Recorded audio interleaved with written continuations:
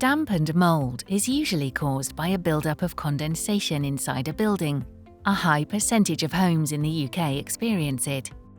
Our cold and wet weather in the winter and a lack of ventilation makes our homes especially prone to indoor mould.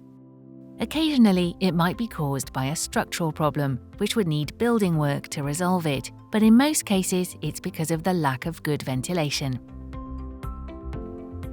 In this video, we show simple steps you can take to reduce condensation and prevent damp and mould in your home. And we show you how to deal with any existing mould and how to prevent new mould growth. There are three main ways to manage condensation in your home. 1. Stop excess moisture from building up. 2. Make sure you ventilate each room properly. And 3. Keep your home warm. The biggest causes of condensation in your home are cooking, taking showers, and drying clothes indoors. Condensation occurs when warm, moist air hits a cold surface, like a window or outside wall. If you see condensation on a window, wipe it down using an absorbent cloth or a squeegee. This will reduce surface water building up, which could lead to mould. And remember to wipe down window frames and sills as well. After taking a shower, use a squeegee to wipe off the surface water on the screen. When you're cooking, put lids on pots and pans to stop the moisture getting out. Switch on the cooker hood extractor to draw the steam out and reduce the amount of condensation on the walls. And if there is one, switch on the room extractor fan. Do the same when you're taking a shower. Most extractor fans have built-in sensors. Check the fan is turned on at the mains so they work automatically. When you're cooking, it's best to keep the door shut. And do the same in the bathroom, because these are the rooms where most of the steam occurs, so you want to stop the steam from escaping into the other rooms. Avoid drying clothes on a radiator because the hot water in them will turn into steam. Use a tumble dryer instead, as long as it has a ventilation pipe or it's near an open window.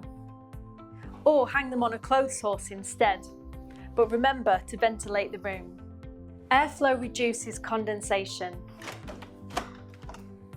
So ventilate your home by opening windows whenever possible.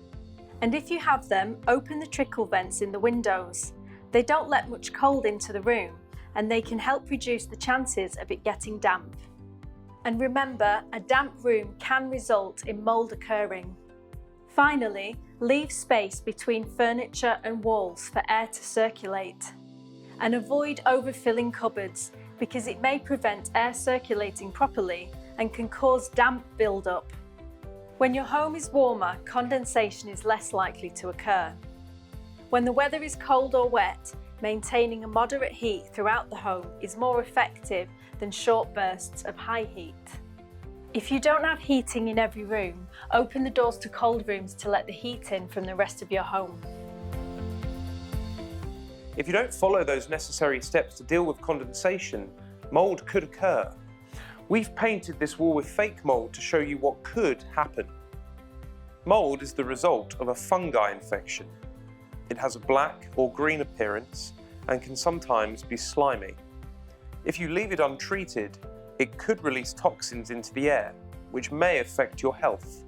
So if mould does occur, what's the safest and quickest way of dealing with it yourself? A word of warning: don't disturb the mould by brushing it, as this could release toxins and spores into the air, causing you breathing problems. First, open the windows so the room is well ventilated, and close the door to keep any mould spores that might get released from spreading. Put on a face mask and protective gloves. And then wipe off the mould with warm, soapy water, and then let the wall dry. When you've finished, remove the gloves and cloth and safely dispose of them, along with the water. Next, use some mould remover like this. You can buy it in hardware stores, some supermarkets, or online. Remember to always follow the manufacturer's instructions. Spray it onto the wall and let it dry. If you use the mould spray on a ceiling, remember to wear goggles to protect your eyes from any drips. Finally, spray a stain blocker like this over the affected area to stop the mould from coming through again. This spray contains noxious fumes, so make sure you wear a mask to stop you breathing in the fumes. Once that's done, let it dry and decorate as normal. If you find mould or mildew on your clothing, white vinegar has proved to be a good way of killing and removing it. Put the clothing in a bucket of water, add a cup of white vinegar and let it soak for at least an hour.